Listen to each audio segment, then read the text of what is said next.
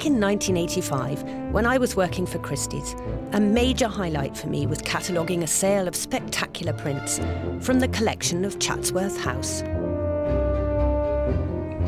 This exciting sale was packed full of printmaking gems, iconic images by Dürer, a Rembrandt etching that sold for £500,000, and yet the one that really leapt off the page for me was this one, by the 17th century Italian artist Giovanni Benedetto Castiglione. It's just so bold and daring, dramatic, ahead of its time. Yet the extraordinary thing is that until that point, I had really never come across Castiglione, and even today, I'm sure there are many people who've never really heard of him.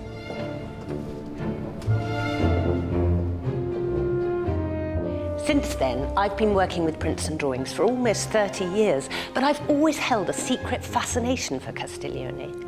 How could someone so brilliant have remained hidden for so long? So you can imagine how pleased I am that he is now having his first major UK exhibition in the Queen's Gallery at Buckingham Palace. Castiglione was a master of his art, a rival to Rembrandt as the printmaker of the time. But he was also a revolutionary, technically innovative, with a fluid, spontaneous style. And he invented a new printing technique that has influenced generations of artists right up until today. So why did this talented artist never become one of the great names of the Italian Baroque? New research dug out of archives in Italy reveals a turbulent life story involving a long line of criminal acts, from assault to murder. So here at last is my opportunity to find out more about this clearly gifted man who exploded onto the art world of 17th century Italy and then vanished almost without trace until now.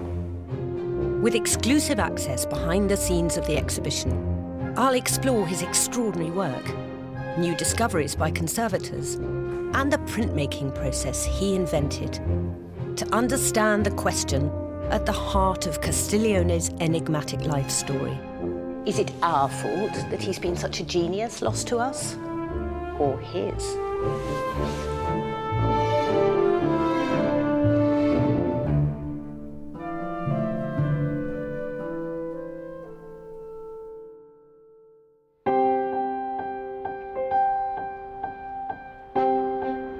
Britain has the largest and finest collection of Castiglione's prints and drawings in the world, normally kept here at Windsor Castle. Bought by King George III over 250 years ago, catalogued for the first time in the 1950s, many haven't seen the light of day for hundreds of years. They are stored in a special library that only the senior curators can access. It's truly a privilege for me to be surrounded by so many of the best. This group of about 250 works on paper by Castiglione has been together since the artist's death. In fact, they formed part of his own personal studio, so it's as close to him as you can get.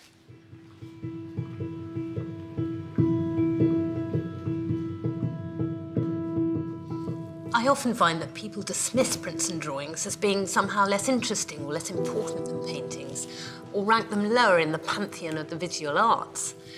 But for me, there's something so intimate about prints and drawings. These are the artist's thoughts on paper, so it's here that we really begin to understand the workings of the artistic mind. And Castiglione is a perfect example. From these works, I think we'll really get to know him. The curators have let me handpick a few select pieces that will help us get closer to this hot-headed talent.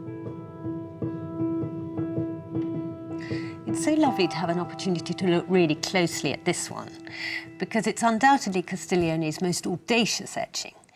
He's called it the genius of Castiglione, and there it is, right in the centre of the print. And it's not necessarily a self-portrait, but he has made a reference to the velvet cap and that very showy plume that he was wearing in his self-portrait. And that's a symbol of furia, creative energies and imagination. In fact, the whole print is full of symbols. And what he's done here is he's introduced lots of elements that his erudite audience would have taken great pleasure in decodifying. So you've got the crown of immortality, you've got the palm of victory. Central figure is the personification of fame with his trumpet. Fecundity down here, symbolised by the rabbit and the chickens. And then the artist's creativity here with his palette and his brushes. But what he was really doing, of course, with this etching was saying, here I am, I'm a genius.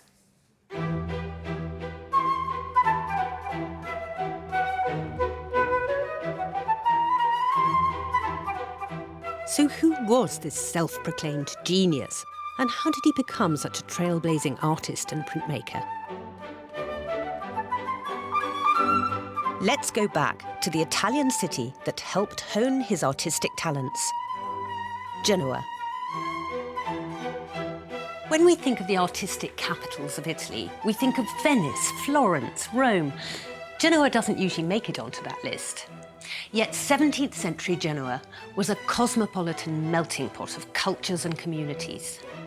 Nicknamed La Superba, it was also a city of wealth, where merchants attracted working artists from Italy and abroad to decorate their homes and churches with art. As money and talent flowed into the port, Castiglione would have been exposed to the emerging and established artists of the day and their latest innovations. Van Dyck spent several years in Genoa in the 1620s, and it's quite possible that Castiglione even spent time in his studio.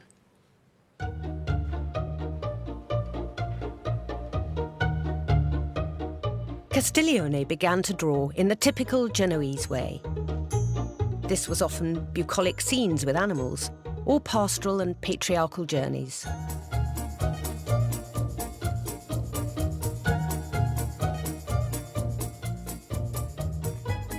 Castiglione in his early days was often dismissed by his peers as a simple animal painter, but as his ambitions grew, he realised that he needed to move to a bigger artistic centre, Rome. He would go on to become somebody who was constantly moving from place to place, and I almost sense that certain restlessness in his drawing style. The beauty of Castiglione's hand was the way the images just flew off his brush. 1630s Rome was a daunting place for an ambitious artist. It was the time of the Counter-Reformation, and Pope Urban VIII wanted to bring people back to the Catholic faith through religious art. This competitive artistic period became known as the Italian Baroque. Castiglione was suddenly vying with artistic rivals from Italy and the rest of Europe for fame, fortune, and the great prize of religious or royal patronage. Now he had to up his game to survive and stand out.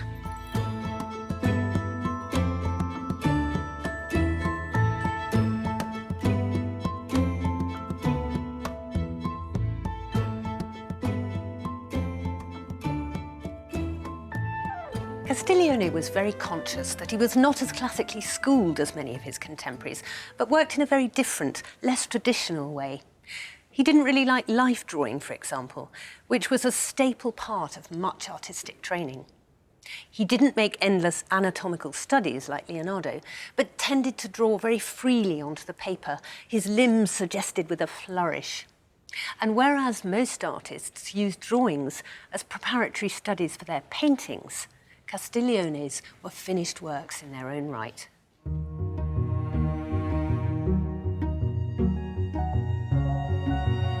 So Castiglione was really out on his own with this style. But, as legal documents from this time reveal, he often had a higher profile as a bad boy troublemaker than as an artist. In fact, there's more in the Italian archives about his court appearances than his art commissions. One evening in the spring of 1635, Castiglione joined his fellow artist at a friend's house. It was a customary form of entertainment to put on improvised comedies, gently sending each other up, but this one went too far when the Roman artist Greppi mocked Castiglione, saying that he merely touched upon the profession of painting. Instead of storming out in indignation, Castiglione beat Greppi with his fists and was then accused of trying to shoot him. It's no surprise his biographer, Niccolo Pio, noted that Castiglione was more feared than loved. There's a really shocking manuscript here from the Italian archives, based on a court case against Castiglione, where it describes how he left Rome and fled to Genoa in such a hurry that he forgot to take anything with him. So the witness records how he had to lend Castiglione everything from pots and pans to laundry to bed sheets to various items of clothing, including his underpants. He must have been in a hurry to leave without those. But the accusation was murder. He certainly looks pretty guilty. These documents are really letting me get to know Castiglione's character. The combination of beauty and violence does feed into the page. There's a sense of a tortured mind putting pen to paper, particularly when he began to tackle more complex subject matter, like allegory and mythology. There's perhaps a hint of the darker side of Castiglione's personality in this one, which shows Circe, who's just transformed the companions of Odysseus into animals. And that theme of transformation was quite an important one to Castiglione because it underlines the fragility of human existence. One moment there are soldiers in armour, and the next moment they're gone and it's just the armour discarded. And there are a whole lot of animals here. And actually, Castiglione's put his own touch on it here, his own sense of humour, because he's added the monkey, the tortoise, the rabbit, which is rather lovely. It brings him back to his subject matter he's comfortable with. But there's also the scary face here on the left, balancing out the whole composition. And that's really what appeals to me about this one. It's the combination of the beauty and the torment in one image. And it appealed to audiences at the time, too. Despite his volatile personality, Castiglione was becoming a successful artist. He was soon back in Rome, confidently developing his own style. Deep inside the core of Windsor Castle, I've been granted special access to see Castiglione's work in a new way.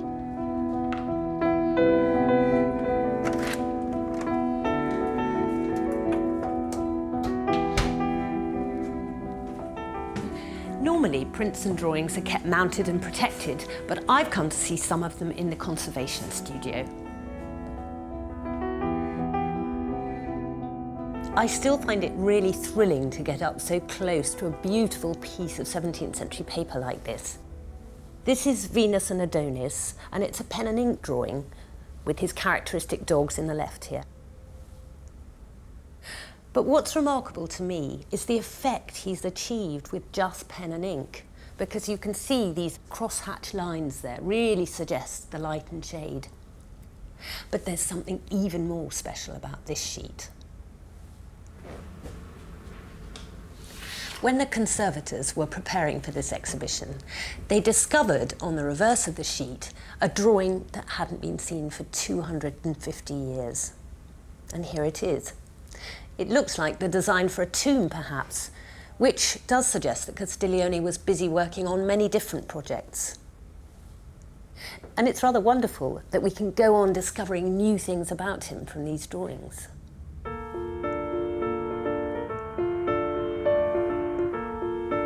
What was really revolutionary about Castiglione was that he didn't only draw with pen and ink on paper, but he also drew with a brush and oil on paper, which was really unusual. And look at this sheet, it gets so many techniques in here. The lighter stroke, the drier stroke.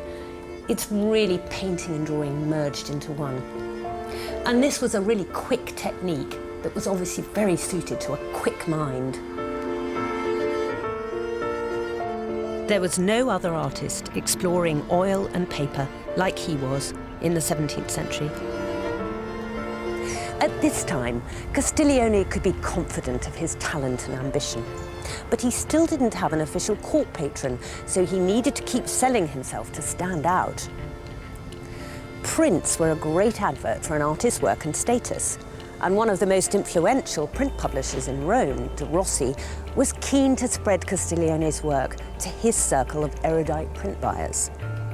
By the 17th century, the print trade was flourishing, and one fellow printmaker really caught Castiglione's eye: Rembrandt. Castiglione was hugely inspired by Rembrandt and was one of the first known artists in Italy to be influenced by him. He was particularly drawn to Rembrandt's use of tenebrism, a tonal effect using dramatic contrasts of light and dark. Castiglione became known as the second Rembrandt of his day, but he didn't stop there.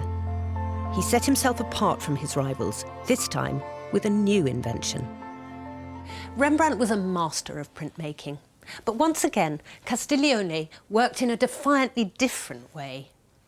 Etching is a rigorous discipline, and Rembrandt worked at his plates over and over again, creating several different states of each plate. But Castiglione tended to etch his plates all in one go and then just print them. What he really wanted was something that was less methodical but more spontaneous. And this led him to devise his own completely new technique, the monotype.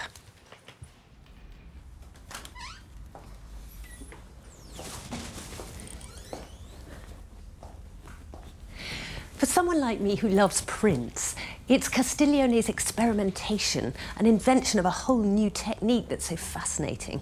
It's all about the materials, the paper and the inks, and the artist's skill in using the relationship between the two. So, to see the process in action, I have come to see artist Hughie O'Donoghue, who's currently engaged in making a monotype here at Pauper's Press. Hughie's created a design inspired by a horse's skull detail from a Castiglione print. How's it coming along? Rather well, by the look of things. Very well, thanks. So what is it for you about a monotype that is so appealing? Well, a monotype is unique. It's one-off, it's one impression, so there's a kind of risk with that. So it comes straight out of what you're thinking onto... It does. You've quickly got to sort of manipulate the ink, and you manipulate the ink like you would handle paint. So how long have you been working on that one, say? Probably been working on 20 minutes. Oh, really? I see. So it really is quick. It is. But with a monotype, you've got nothing on the plate other than the ink. The links between the monotype and the painting are very strong, and with a painting you get a build-up of layers.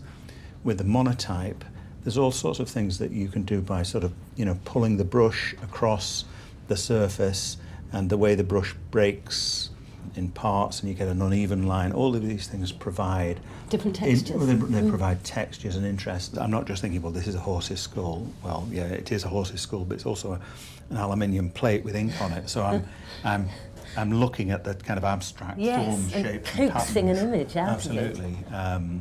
And so that's part of the process. And when I start, I don't know necessarily what it's going to be like. So there's an element of the unknown and a surprise, is there? Is that how it works? That is how it works. And I want fluidity and a natural feel to it. If you drop some of this mixture into the surface, this will again affect how... oh yes, look, I see, it lifts it off. Yeah, it lifts it off. You can work back into your image. And this, of course, would have been interesting for Castiglione if he's trying to create tenebrist, chiaroscuro effects. Because it's that sort of mottled... light and dark, yeah, absolutely, yeah. Colour. It's not a science. It requires an intuitive response to the medium. You've got to feel the medium. Oh, that's a really good way of thinking about it. So you have to be in quite a brave mood, in a way, to make a monotype. Yes, either that or... reckless. Reckless, yeah. Well, I do lots of reckless. Castiglione's new invention in the 1640s meant that artists could now draw or paint ink straight onto a plate without engraving and simply print a one-off design. There are only 20 known monotypes by Castiglione anywhere in the world, so it's such a privilege for me to be able to be here with 3 of the finest from the Royal Collection. And what it tells me about Castiglione is that he just loved paper and ink, because it's a combination of painting and drawing and printmaking. And look, here, he's used it in a positive way, so he's drawn onto a copper plate and printed from that with ink. And then he's done it in reverse, the negative technique, where he's painted over the copper plate with black ink and then scraped out the highlights with a blunt instrument. And in this one here, he's combined the two, so that you get the image that's been painted onto the plate, and then he's scraped off the highlights and then even added some brushwork and some wash behind to give it real depth. So this was a real coming together of everything he'd worked with before. He was a real pioneer of this technique.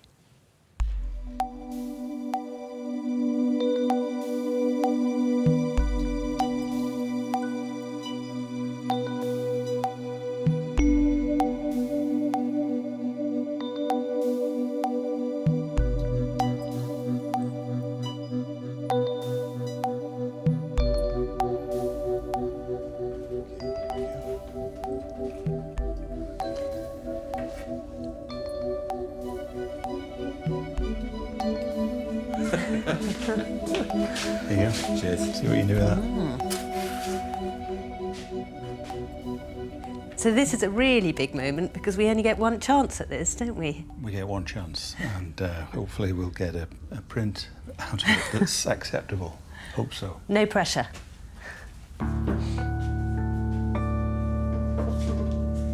So you have a pretty good idea of how it's going to translate onto paper, do you? Yes, I'd say so, yeah. Usually if it looks okay on the plate, it'll look all right on the paper.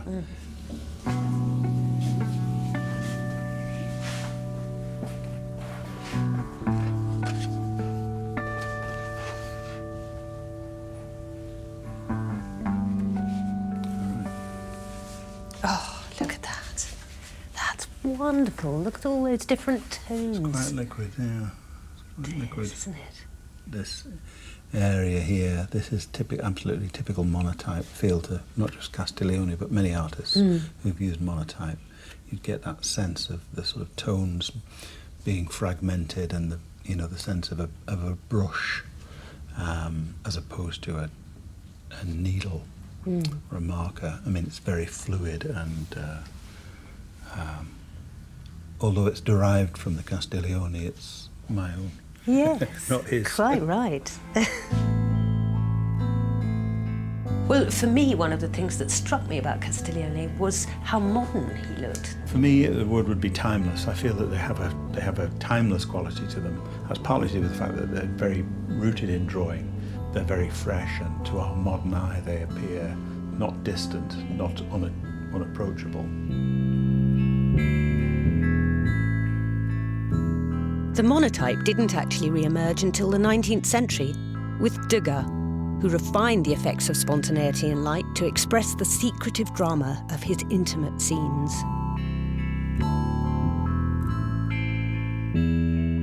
And then a long line of modern masters followed, including Gauguin, Picasso. The list carries on up until today. Monotypes may seem timeless, but it's important to remember that Castiglione invented and experimented with this technique 250 years before the next artists would pick it up. I still find that incredible. He really was ahead of his time.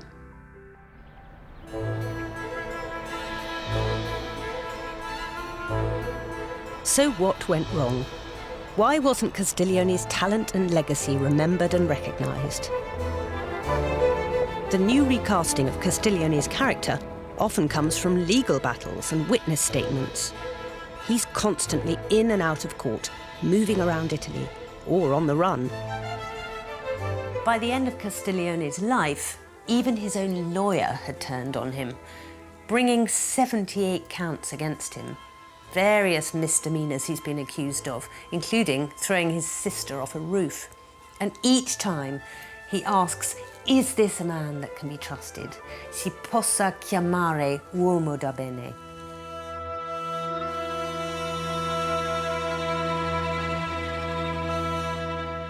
By the time he died in 1664 in Mantua, Castiglione's violent personality and constant court battles had denied him official patronage and obscured his artistic brilliance.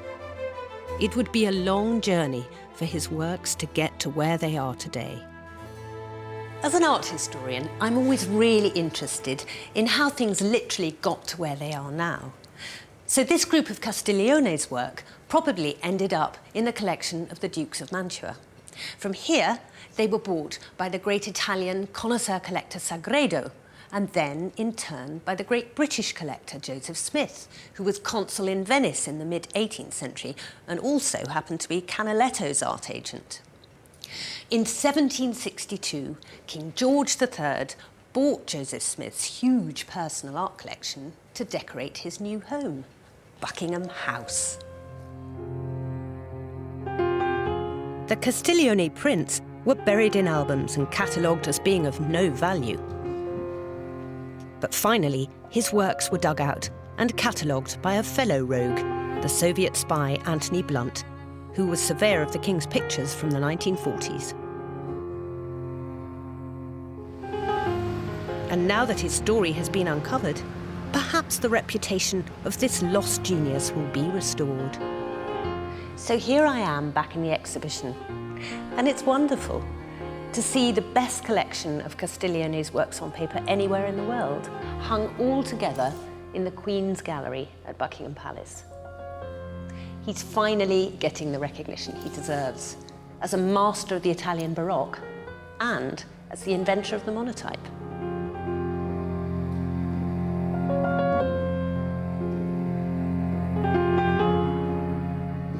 I always think you can get so much out of simply looking at works on paper.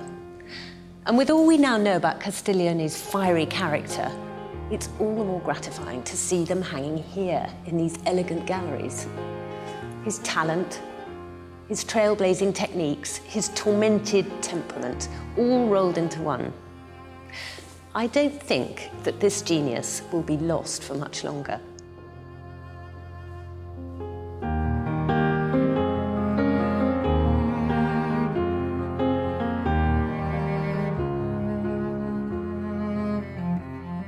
And there is something rather satisfying about this rogue having made it back to the heart of the establishment in his own way.